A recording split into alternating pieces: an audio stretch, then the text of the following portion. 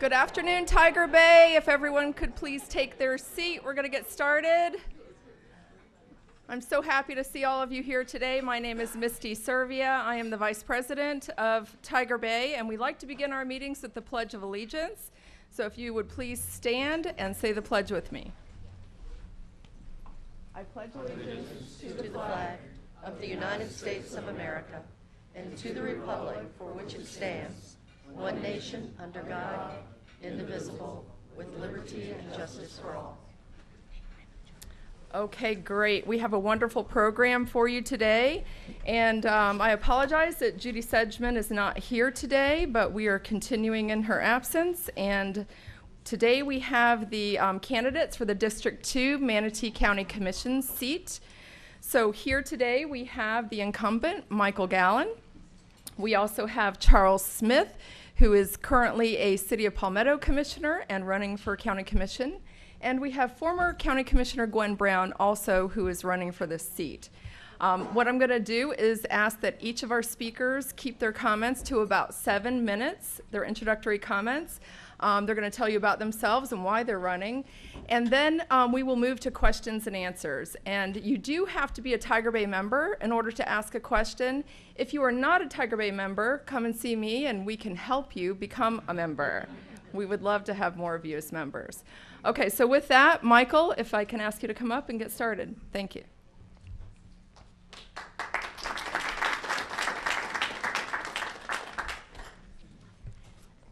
Thank you, Misty, and thanks for starting out right away with speaking, because I don't think I can eat today anyways. I want to thank everyone here that's here today, and I also want to thank the Tiger Bay members for keeping this organization afloat, because this is truly important for our community. These debates and the educational that y'all provide to the county is very important. And I wanted to thank Judy, who's not here today at this moment, Ms. Sedgman, but I'll thank Misty for giving me the invite. She is the one that did call me on the phone and asked me to come, so I appreciate that. I'm going to talk a little bit about myself, and then I'll go into some issues and reasons why I think I should continue on as your District 2 Commissioner. Again, I'm Michael Gallen, and we're in District 2 right now. It is the urban core of Manatee County, and it encompasses both north of the river and south of the river. I'm a native of Manatee County. I was born and raised here, and I have a political science degree from University of Georgia. I also have a Juris Doctorate or law degree from Nova Southeastern University in Fort Lauderdale. I'm married to my wife, Alexandra. I have 3 children, and before being elected to the County Commission, I worked in the Department of Environmental Protection in Tallahassee in their water permitting department, and I also worked for the Florida Legislature for a few sessions as their staff attorney and bill analyst in Tallahassee. I did miss Bradenton, so my wife and I decided to move back to town, and I then worked as an American government teacher at Lakewood Ranch High School for 7 years prior to taking office. Now, when I first ran in 2009, 2010, I made some commitments to the community, and I wanted to see what those were, so I pulled an old flyer that I created in 2010.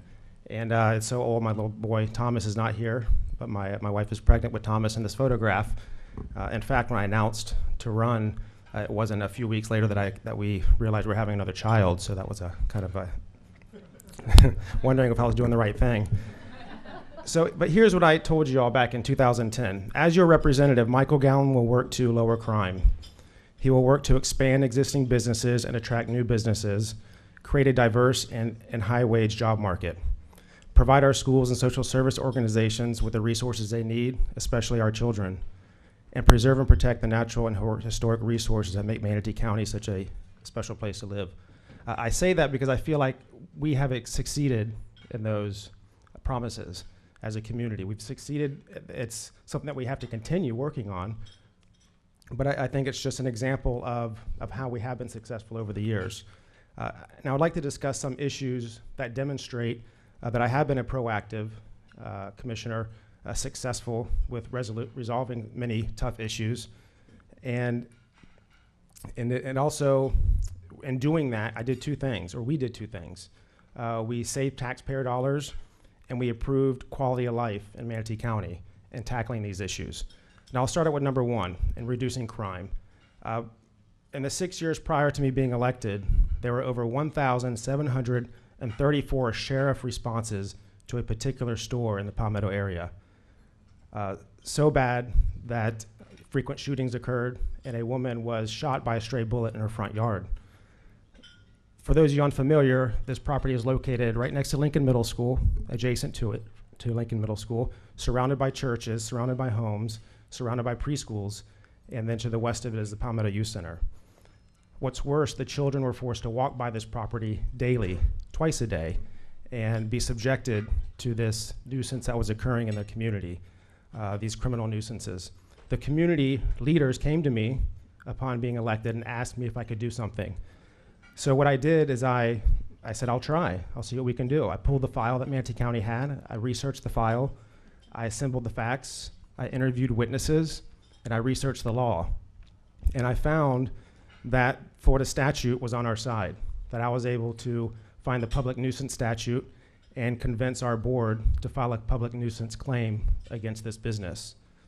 The board agreed wisely, and the lawsuit was filed, and Judge Moreland entered an injunction, and which was later upheld on appeal. This serves two purposes. This was a win-win for the community. Number one, we saved taxpayers' dollars. The sheriff no longer had to respond to over 250 calls a year to the same property. Additionally, which was invaluable, is the children did not have to walk by this property twice a day, being subject to the same criminal nuisances that were occurring and affected many of them, at least according to the principal of Lincoln Middle at the time. Number two, with regard to helping children, for a number of years prior to me being elected, the county commission had decided to take money from the Children's Services Trust Fund, which was passed by referendum by the people, to provide public services, children's services in our community. We decided to take $1.7 million a year from that trust fund. Some people say we raided the trust fund and paid for juvenile incarceration instead. We did that year after year after year after year. Upon being elected, I thought this was improper, and I brought up legal arguments why it was improper. I brought it up every meeting for about a year and a half, and Commissioner Whitmore can attest, she called me persistent. I might have been annoying as well. But I convinced the board to redirect those funds back to Children's Services, putting $1.7 million back into the Children's Services Trust Fund as the community entrusted us before. So again, saving taxpayer dollars and improving quality of life in Manatee County. But during the investigation, I realized we were being overcharged, hundreds of thousands of dollars a year. The DJJ, the state, was overcharging us. So I asked my board, I proposed a motion to have an audit done in our community to how much we were being overcharged. And then I subsequently asked for our board to intervene in a lawsuit that was already taking place, a successful lawsuit against the DJJ, and it is still successful to this day.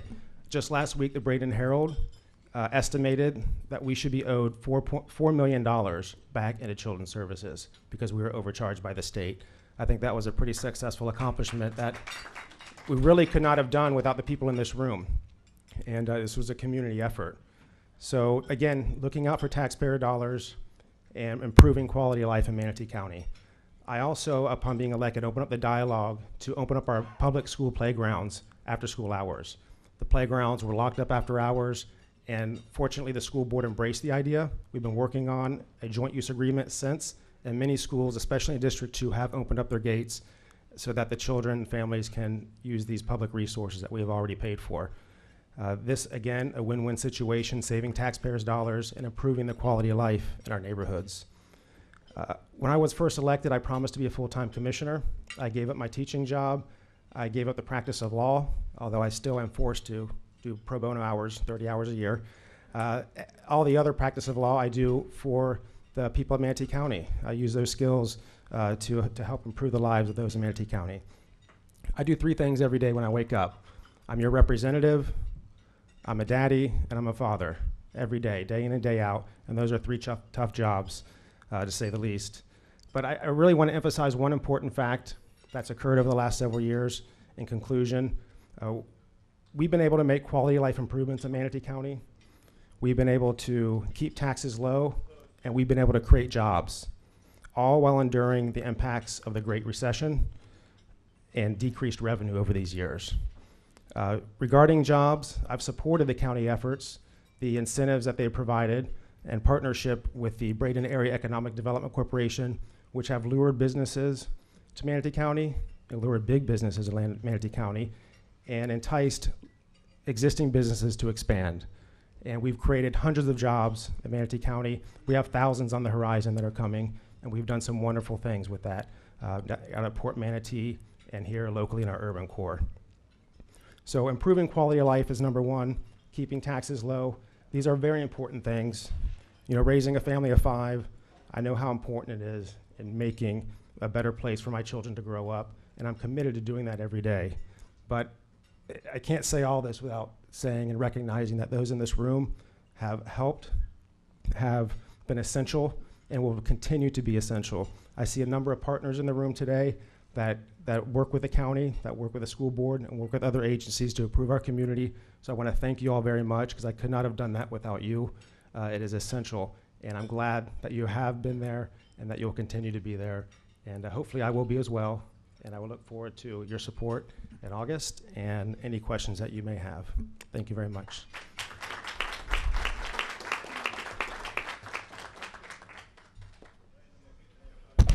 Thank you so much for allowing me to come to this honorable body. The first time I've ever been here at the Manatee County Tiger Bay Club. I'm privileged to be here. And I was trying to figure out what type of tiger would I be. Would I be a lion, or would I be just a regular tiger? And so since this is the Tiger Bay Club, I must roar a little bit. Let me cut through the chase. I have no intention of campaigning against neither candidate. In fact, I'm not going to say anything about Commissioner Brown, anything like that. But let me cut through the facts and be straight to the point. Before I got into this race, February, before I opened my bank account, I spent over $11,000 of my money myself with consultants, polling data. There's no one in this race right now that I didn't expect to be in this race. And my polling data is clear in this race. But now let me tell you why I'm running. I'm running, first of all, because I'm a public servant. Being a commissioner in the city of Palmetto, I've took on some tough issues.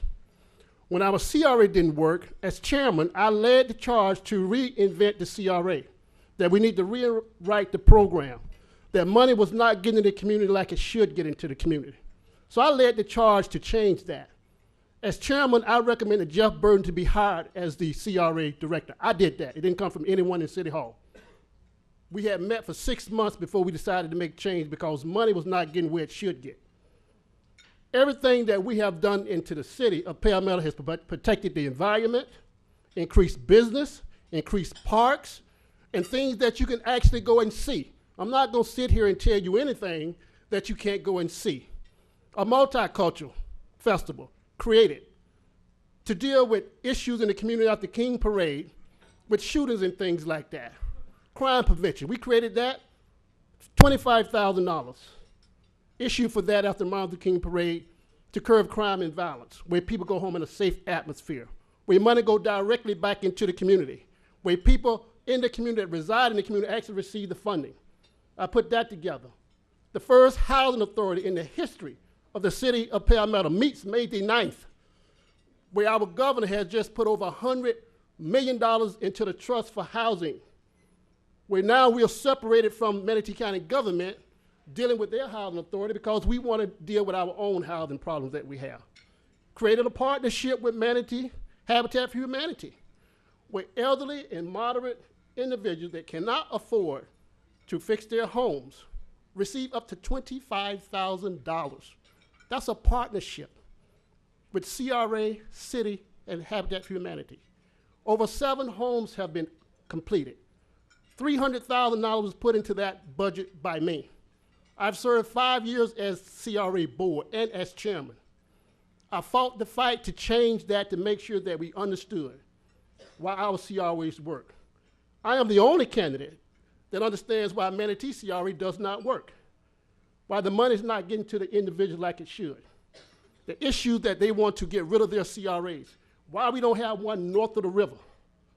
If we didn't have an effective CRA in the city of Palmetto, we would not have It Works Global, who for 10 years we invested $600,000 into It Works Global on the waterfront, that in the long run has bought the building for $4 million cash from the person who owned it, who was getting ready to lose it, and now has increased it to another $4 million into the business, and has renovated the entire business.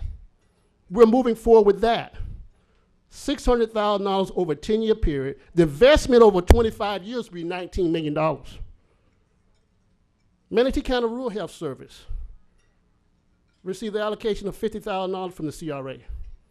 Those estimated 100 jobs that moved into the city in revenue and tax from people who decided to eat meals in the city of Palmetto, we're talking about several $100,000 a year.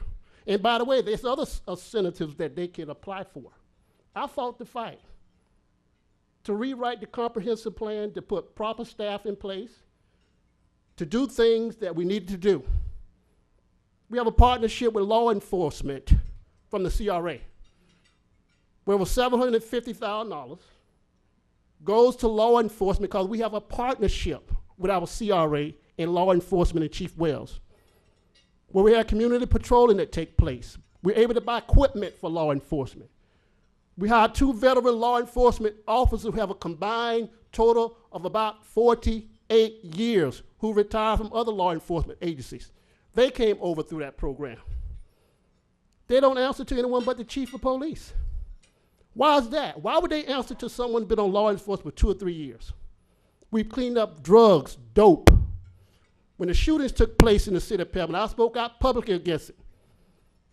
That if you fire a gun in the city of Palmetto, expect to go to jail for a long time.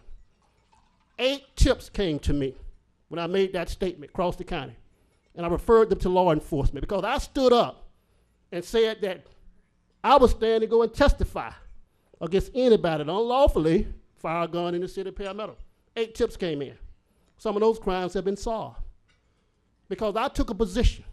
People know where I stand from that standpoint. We have moved the city of Palmetto into a place where most people would love to be. We have the only green program in the state of Florida through the CRA. The Martin Luther King Park is a partnership with SwiftMud, CRA, and the city. 3 components. We're cleaning up water, the environment through the CRA. We're enticing business development, code enforcement to redevelopment and invest into the business of what we're doing. I received an email from a business that want to put their world headquarters in Palmetto. Sent it directly to me and I passed it on to the mayor and to our director. So we are doing the things that we need to do. I cannot go anywhere in Manatee County without people in District 2 that are asking me, every time the Brady Herald prints an article about what we do, why we don't have that in Manatee County District 2. Why we don't have these programs. Why north of the river don't have a CRA. Those are the things that we're dealing with that I have to deal with. I make $7,800 a year, no insurance and benefits, so I'm a public servant. There are some other things I will discuss with you as I go to my seat. And the facts are clear that we need change in District 2. Michael Gallen's a good man, but he's not prepared to lead District 2.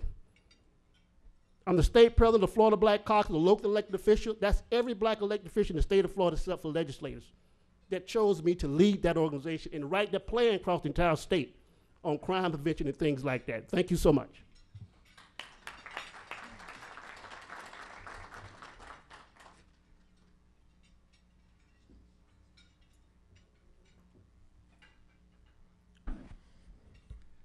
Good afternoon.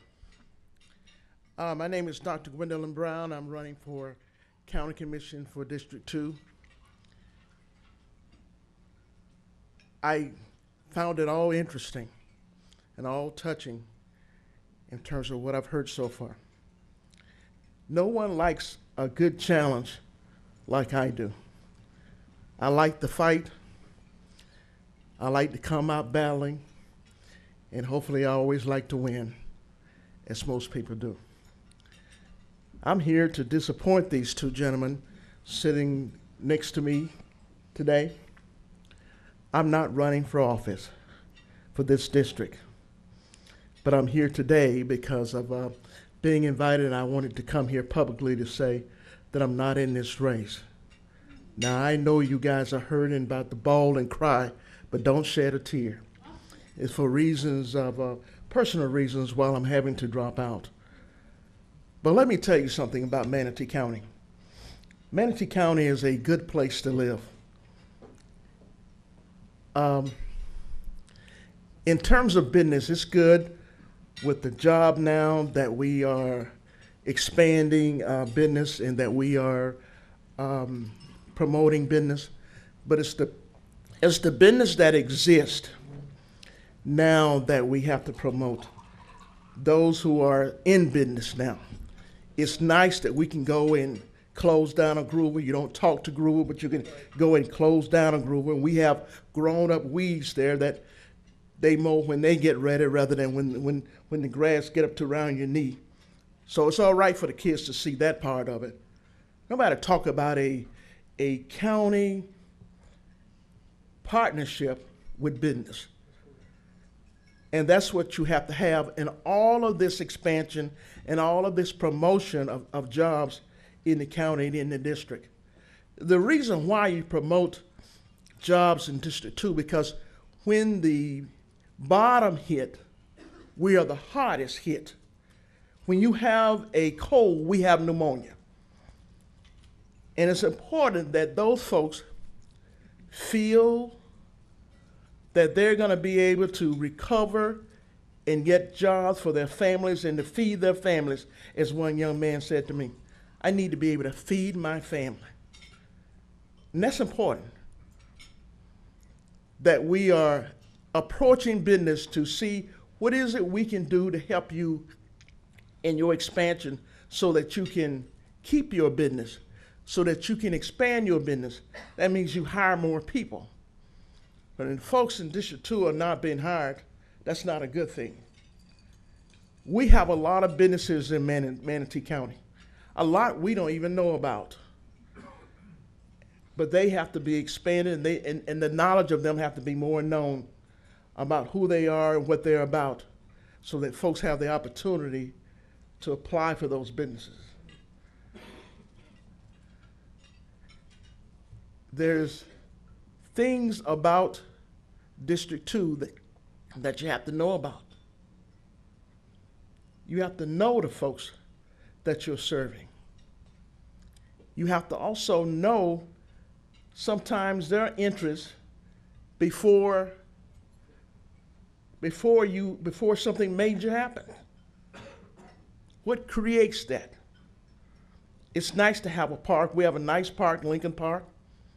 But we were just beginning to have things actually physically done in District 2.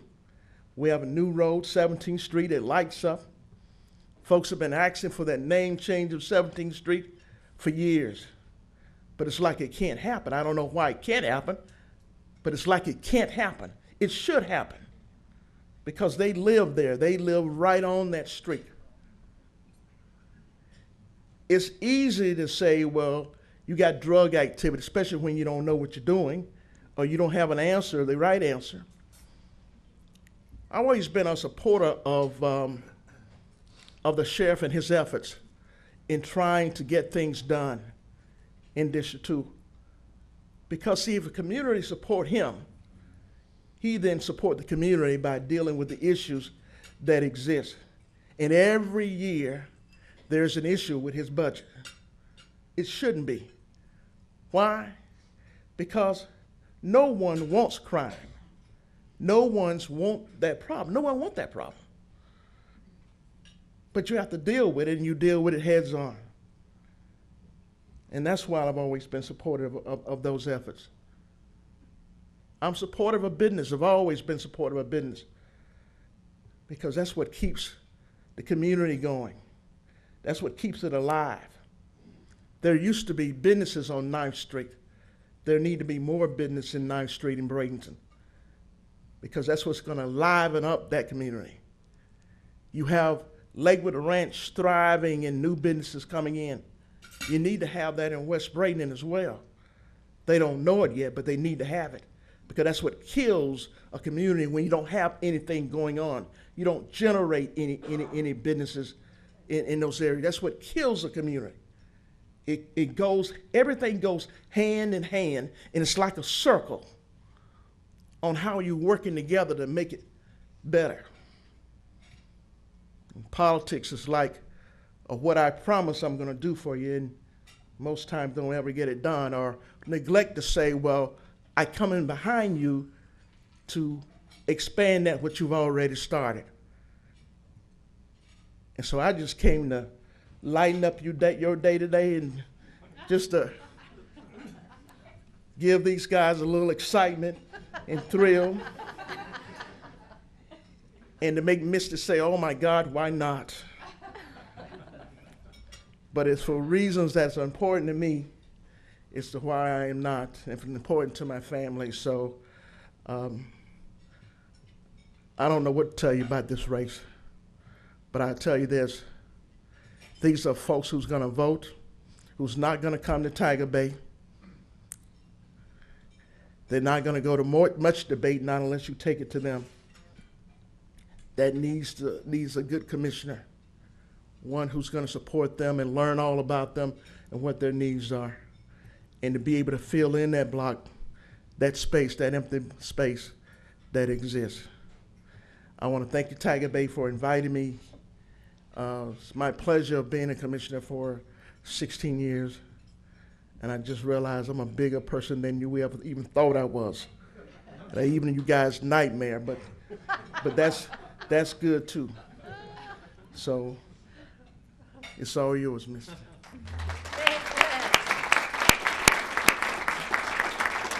All right, I want to thank our three speakers today. They each did a wonderful job, and now we're at the point of our program where we take questions and answers. If you are a Tiger Bay member and you have a question for anyone on the panel, please approach the microphone. I will ask that you keep your questions concise, and please make it a question, not a statement. And I'm waiting for our first question. Who has one?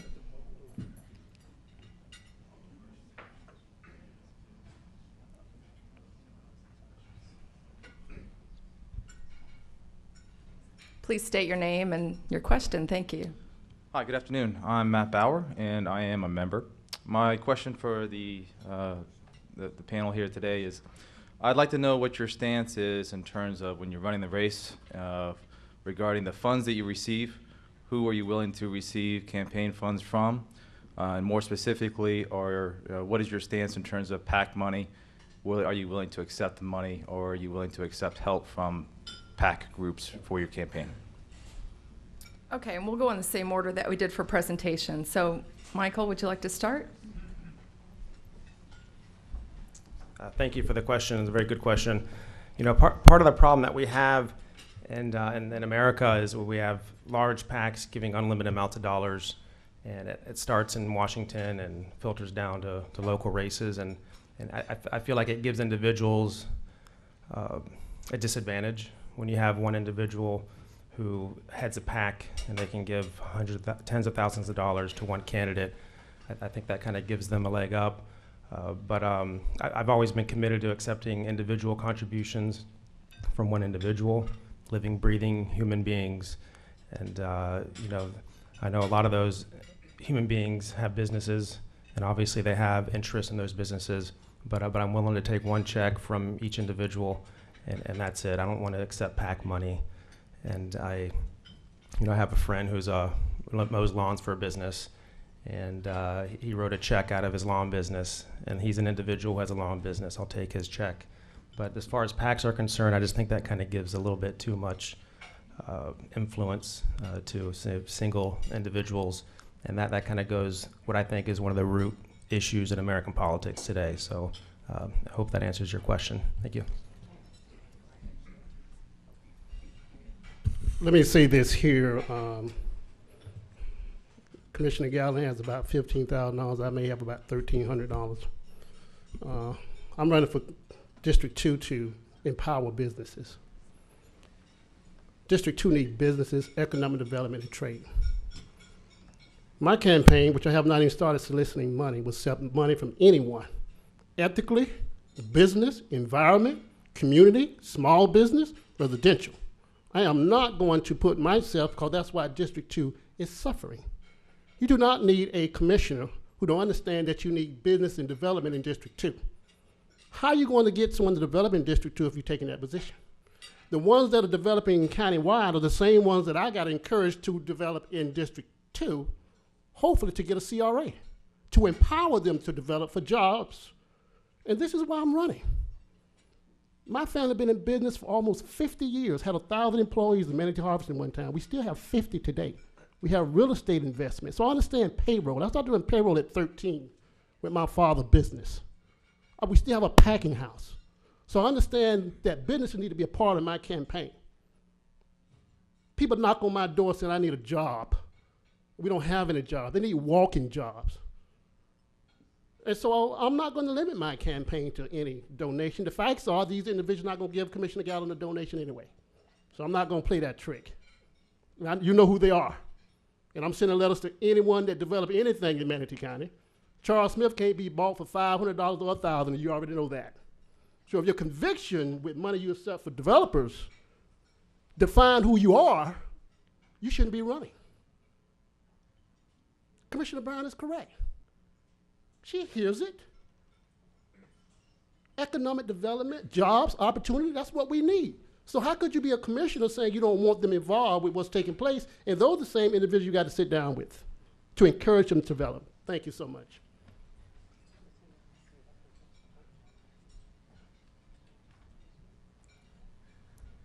I've always gotten a very good contribution list from a number of people, and I don't recall any of them being a PAC, but and I've accepted it because whenever I go to the bank and deposit it, the teller doesn't say, well, this is Democratic money, Republican money, or developer money. They just deposit it. And when you run a campaign, you need a lot of money. And so I'm not going to be a hypocrite and go to saying, well, I would receive any. If I was running, yes, I would take it. But here's the thing, though. And this is what I've always said to them. I appreciate the fact that you've never have asked me to do something or to vote for something because you have given me money. I've never been asked to do that. I appreciate that. Because number one, it's up to me then to make the decision, do I keep the money or do I take it? But I've never been asked that. I've never been tied to that. I've been tied to more of, well, why did you vote against the Democrat, or why did you do this or whatever? And here's what I've always said. When you come up to the podium, you don't say, I'm a Republican or Democrat. You come up and you say, whatever your problem is, that's the point that you make. And you put in, and you ask for whatever decision you want them to vote on. And I've always respected that, and no one has ever treated me any differently. Right. Yeah. My name's Davis Graham. I'm with Manatee Diagnostic Center. And last time I was at one of these meetings, they criticized me for not asking a question. So I'm asking a question. When you all talk about businesses, what businesses do you have a vision for, and where? What's the vision of the future, in your future, that you want to see develop as a vision, as a goal for District 2, such as like a Riverwalk North or something along those lines? And then the last part, it might be tied into the movement that the Chamber's putting on, which is trying to become one of the healthiest counties in the country, in the state. So that's my question: is what's your vision of businesses and where? Michael, would you like to start? Well, where we need businesses all throughout Manatee County. And my focus has been, one of my focuses, I'm the chair of the enterprise zone in the North River, the EZDA, And I've been working with staff to layer some incentives on top of that zone. The zone is a geographical zone. We're trying to tweak the zone, carry it up 41, the old 41 that hasn't seen business in a long time. And we're trying to mirror that with the UIRA, which is an urban infill redevelopment agency. That's part of Florida statute. If we layer those on top of each other, I think we can revive some of that area on the North River that Commissioner Smith was talking about. And that's very important. The EZDA is working on that. And Charles, you're on that board. And that's something that I think for the North River area that we're working on. As a teacher, I saw a lot of students who were very frustrated. They felt like they weren't smart enough to go off to college. They didn't want to go into the military, and they didn't feel like they had a whole lot of opportunity. So I'm very passionate about getting into those middle schools, getting into those high schools. We've been working with MTI to do this in order to inspire these youth to want to stay in Manatee County and work towards a skilled labor that they could have a career with, starting salary of $40,000 and work up. So my goal is to work on those youth that need it the most, because right now, after high school, they feel like they don't have a future, and a lot of those individuals end up in jail, and that's not acceptable here in Manatee County. So we need to work on that. And a lot of our emphasis has been at the port, which I love because it's near the community in District 2, where we need jobs. A tremendous amount of jobs is needed, and we're on the cusp of landing jobs up there. So we need jobs throughout Manatee County, manufacturing jobs, high-skilled jobs, lower-skilled jobs. We need jobs throughout the whole spectrum, and we're doing that. We're diversifying our economy, which we hadn't had before. Regarding health, I've been proactive on this ever since the referendum came up last year. I've been adamant that we need a new health plan in Manatee County. That's why I went on record as not supporting that summer referendum. One, because I felt like it was not the right time and spending money on something, but we didn't have a plan for the money. We were going to continue on. We had a plan to plan, but we didn't have a plan yet, and we needed a plan immediately. We need a plan now. We need a plan today to deal with the money that we're currently giving through the Indigent Trust Fund, and that plan needs to be here today, and we've been working on that. And because right now, however we address the indigent care, whether it's through property taxes, a referendum, or another avenue, we still need a plan to treat individuals in our community to be proactive with their illnesses, so they're not having to go to the emergency room and use more taxpayer dollars to treat something that could have been treated earlier. So I think being proactive, having a holistic plan for our health care in Manatee County will be very important in our future, and we need to do that today. Thank you. That is an excellent question. Let me tell you first what I have done. We have the Family Dollar Store in Ward 1, 8th Avenue, which I seek to get them there. They're open. It works global. Kevin's Seafood Shack is open, which all of them qualify for incentives. Groover's Market, we talk about Groover's Market. The leverage that you have if you went to close it down without a plan was CDBG. The county is a designee for CDBG. The city has to apply for it. The county received millions of dollars in CDBG. So before I would have closed Groover's down, I would have had a plan with the sheriff and the county commission. What are we going to replace it with? Because that's your leverage before you close it down. My plan would be to revitalize that entire neighborhood, buy those homes by the school, everything except for the church, and make that a business district to bring those type of things in. If we had a CRA north of the river, Amazon.com, which is opening now in Ruskin, and the understanding of them, they want to be close by a port, but they didn't want to be downtown Tampa. Well, we have a port. If we had a CRA north of the river, we could entice them to build and develop it north of the river. Me and Mr. Burton talked about that, but we didn't have the leverage as a city commission or a mayor. But the county, if we had a CRA over there, could entice them because they wanted to be close for shipping reasons. Those are the things that I would be pushing. Bold. I have several people who've already contacted me when I'm elected that they want to do some business. But it starts with your CRA. Why don't they work like the CCRA in Braden and Palmetto? Millions of dollars, if they work right, can come into the coffers of Manatee County government. Those are the things we need to focus on.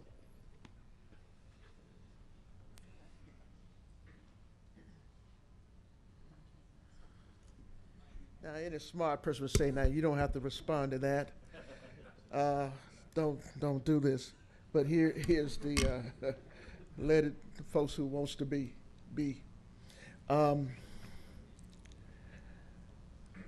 businesses have to be overall. There are some things that occur. I mentioned earlier that we need more businesses on 9th Street in Bradenton, and that was because we previously had businesses on 9th Street, and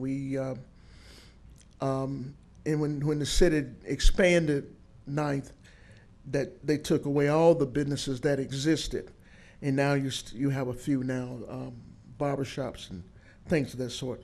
But it would be like something like on 27th Street in Sarasota, where you have businesses that have been built and expanded to try to keep things alive and well. You can pick any area that's where you have the potential of growth, of things occurring, like the Fields Corporation moving their business off of 17th to 301. What would you put in the place of 17th Street? We spent a lot of money. I think it's over $5 million going one way on 17th alone, and so just to have a business closed down it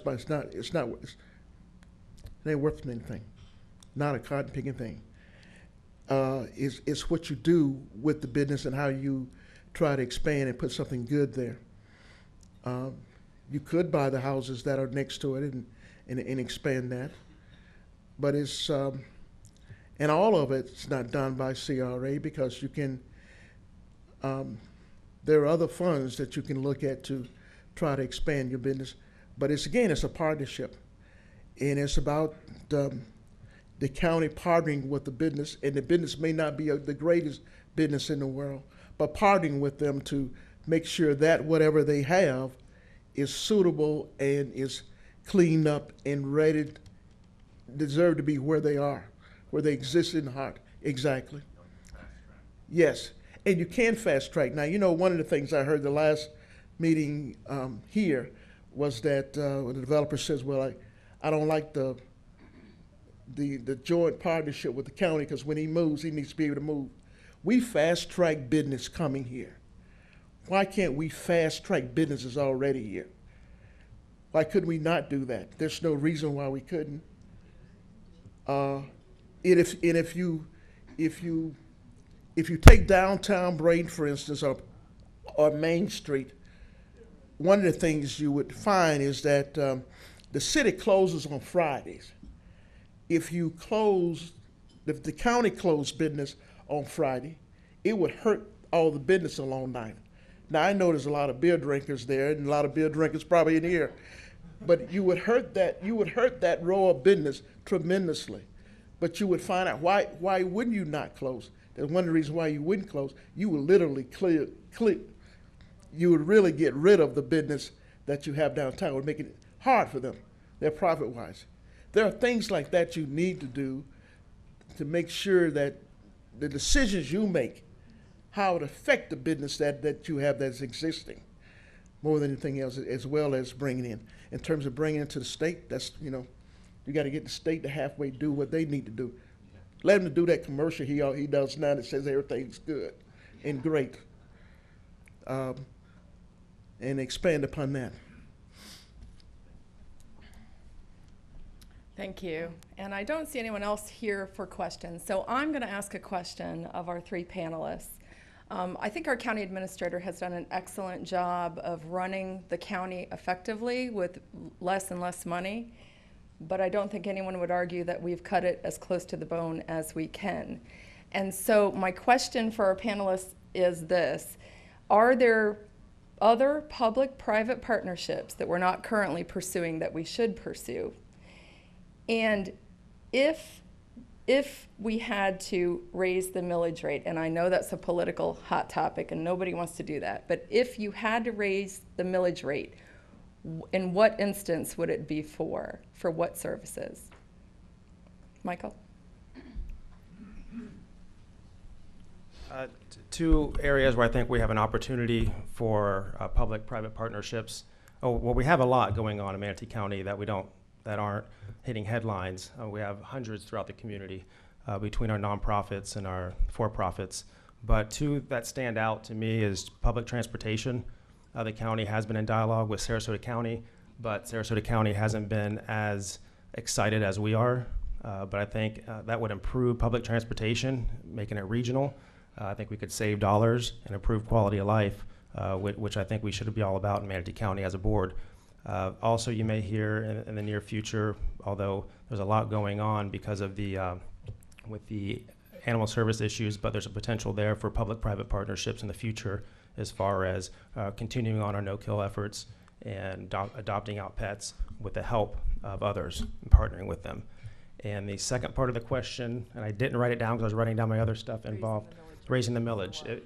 Well, there was a time when the sheriff came, and whenever it comes to law enforcement, I will consider raising the millage because that is too important. We are not going to bring businesses to Manatee County if our crime rate goes up.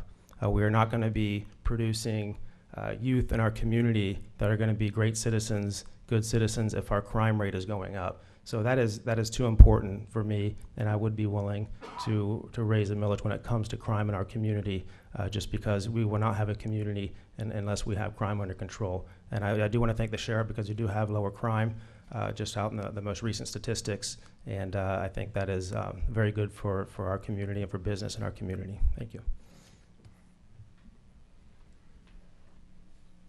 We have those partnerships already going in the city of Palmetto. I'm not for increasing anything until I understand why the CRAs are not working, and I'm not blaming the Board of County Commission. In fact, the mayor and I are going to school to become an expert in CRAs. We've already passed several classes, and that's coming to pass because we know why they work and they don't. We have a partnership with the police department. As you read, we're getting ready to build a new police department. That would be a business that would build that police department. It will partner with city and CRA government. They will build this facility. They will own this facility. We give them tax increments for that facility. It stays on the tax roll, folks. We've got 5 projects coming like that. Private business, CRA, and government. The Board of County Commission can partner with the CRA and private government. That police department will be built by someone else. We will have a state-of-the-art facility. They will pay taxes into the CRA that helps move Slum and Blight. I've been working on them for 5 years as a city commissioner. Those are the things that we need to focus on in Manatee County government. Law enforcement, we have several partnerships with the CRA. Swift Mud partnership, environment partnerships, code enforcement partnerships through the CRA. Your money is in your CRAs in the county. Millions of dollars are there if you operate them right and take away the levels of government where a person can't negotiate like our CRA director can negotiate and make decisions and get with the leadership to get things moving. Businesses don't have time to sit down and play games when they want to invest money into your community. And they got to talk to 9 people when you come back, the whole thing done changed. That's the only thing missing with Manatee County government. Most counties have started partnerships. The law enforcement aspects, when they want to build something, do something, you get someone to build that facility, you lease it from them, state of the art, and it's still on the tax rolls. Thank you.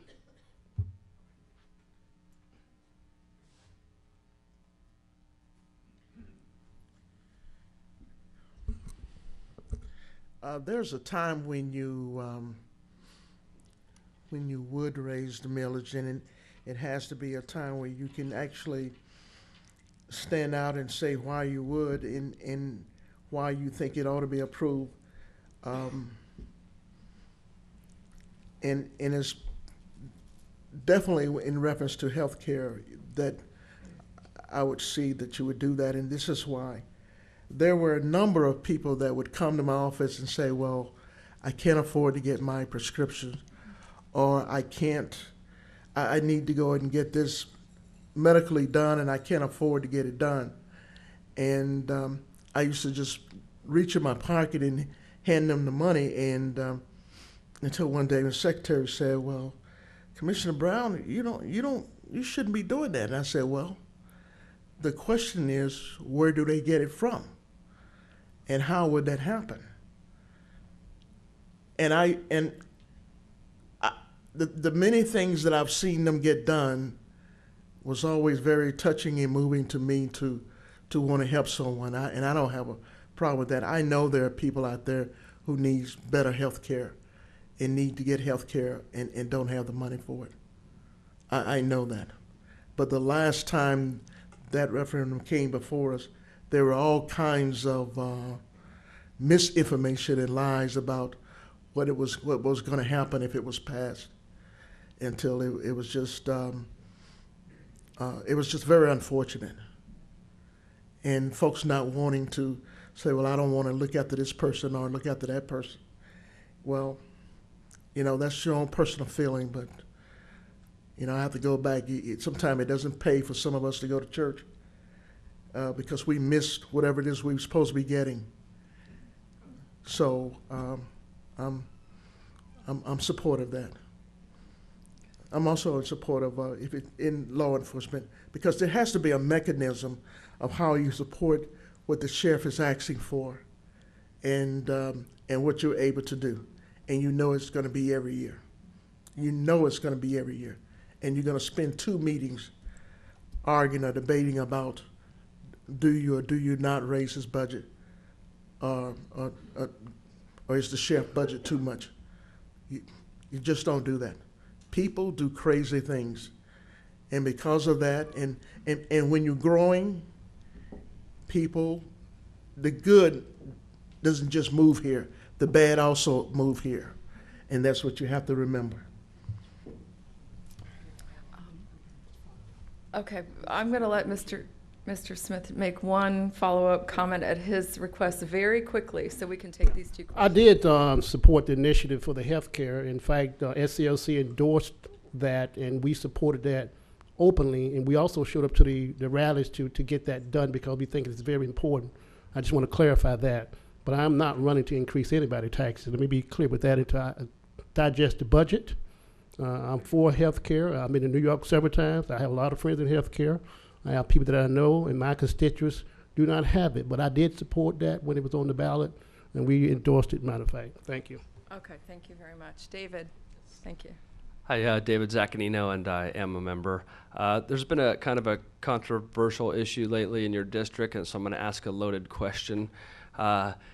Jesse P. Miller, the park there, would you guys support maybe helping out the school board in conjunction with the city to try to save that park or not? Michael? To be technical, it's outside the district, so we're done. Of course, we have another playground, another area just like that in Ellington, historic Ellington, where the old schoolhouse is, and it's a property that the community has been maintaining, but the school board may have to offload it. And I've been working with the community over there in Ellington to try and find ideas for that park to be maintained in perpetuity as a community park, because we don't have enough community parks. But as far as the Jesse P. Miller property, that's iconic in Bradenton, and I would support looking at partnerships in order to save that and even bring it up with the board as this moves forward. Thank you. Mr. Smith, please make your Yeah. And likewise, I would also and look at that, also supporting that. I'm a big fan of parks. If you look at the King Park and stuff like that, it was crimes, a murder took place there. They used to dump cars there. And we're cleaning up that make the tax revenue go up too. Thank you. Clayton. I'll make it quick. Glad to see a lot of support for Port Manatee. I think that's a real catalyst for our community. And I guess in the spirit of existing businesses that Gwen spoke of, can I ask the commissioners the candidates and former candidates their position on phosphate mining? That's not intended to be a yes or no answer, so I'd like to hear your thoughts on that.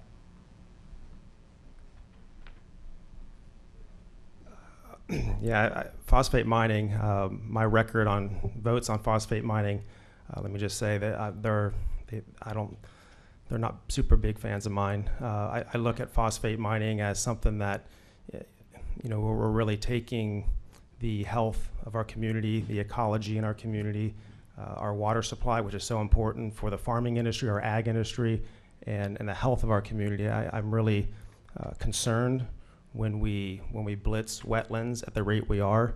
Wetlands, there's the jury's still out whether they can be recreated like they were created by Mother Nature. It takes thousands of years to get where they are, and I think that at the rate that we have blitzed them over the years, there's some big decisions coming up with regard to phosphate mining. And I know phosphate is an important asset in our world. There are phosphate mines throughout the world, and it concerns me that the health of our community is at stake every time we make a vote to endorse phosphate mining in Manatee County.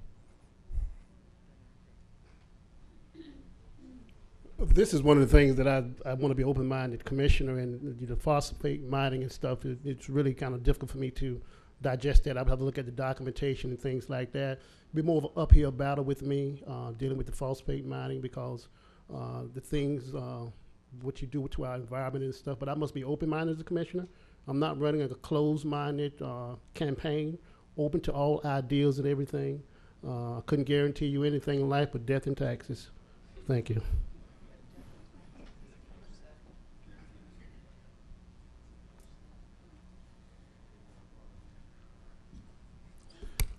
Phosphate mining is not as cut and dry as the question that you've asked. It's important that you look at what they are planning on doing and whether or not they're going to deal with the wetlands properly. It's not as cut and dry. And here's the thing too: is that phosphate is one of those things that I don't know if we can live without, because we do everything. We brush our teeth. There's several foods we eat, phosphate is in. There's not a whole lot we don't do without phosphate. So unless you have something else that you can put in its place or deal with, you have no choice but to look at it and try to make sure that you're making the best decision you can. So it is not, do I like it or not like it? It's not one of those kind of questions. It's not about that. And the other thing is the livelihood. When we talk about businesses, it's also a business. It's not a little business, it's a big business. And it is not quite as cut and dry, but as any other thing that's being developed, is how it's being developed. And what the return is going to be when they finish doing the phosphate mining. There's some areas that are real good, where they've been done exceedingly well. In fact, in some cases, the wetlands when they finish are better than what they were. So those are all the kind of things that you have to look at it. But you have to look at that in some times and go out and look at the property, try to make sure you're making the right decision. Okay, and I want to thank our three panelists, Michael Gallen, Commissioner Michael Gallen, Commissioner Charles Smith, and former Commissioner Gwendolyn Brown for being here.